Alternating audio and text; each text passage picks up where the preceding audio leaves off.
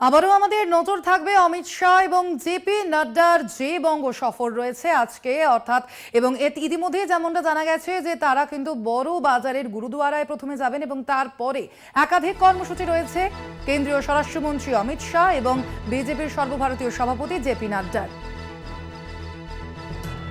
এ বিষয়ে আমরা আরো বিস্তারিত জানবো। সরাসরি রয়েছেন আমাদের প্রতিনিধি দেবাশিস সেনগুপ্ত।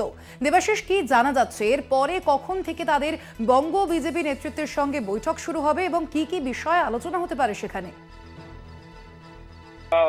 সকালবেলায় তিনি নিউ টাউন থেকে বেরিয়ে তিনি যাবেন গুরুদ্বারায়, বড়বাজার গুরুদ্বারায়, তারপর সেখান থেকে তিনি কালীঘাটে যাবেন এবং তারপরেই তিনি ফিরে যাবেন আবার সল্টলেকে, যেখানে আছেন দুটি বেসরকারি হোটেল, সেই হোটেলে।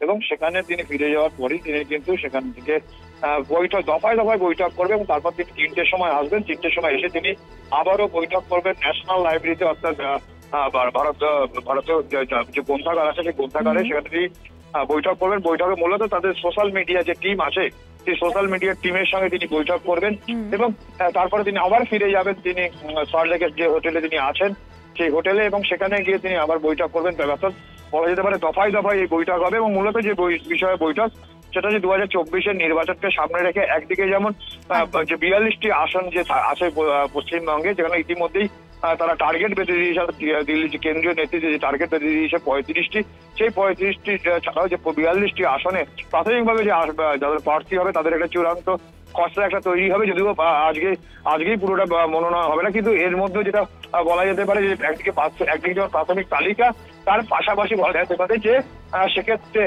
সেখানে তাদের যে রণকৌশল, নির্বাচনে কি রণকৌশল হবে একেবারেই দেবাশিস, অর্থাৎ লোকসভা নির্বাচনের আগের যে রণকৌশল, যে প্ল্যান, সেটাই কিন্তু আজকের এই বৈঠকে স্থির করবেন বিজেপি নেতৃত্ব এবং যেখানে উপস্থিত থাকবেন অমিত শাহ এবং জেপি নাড্ডা।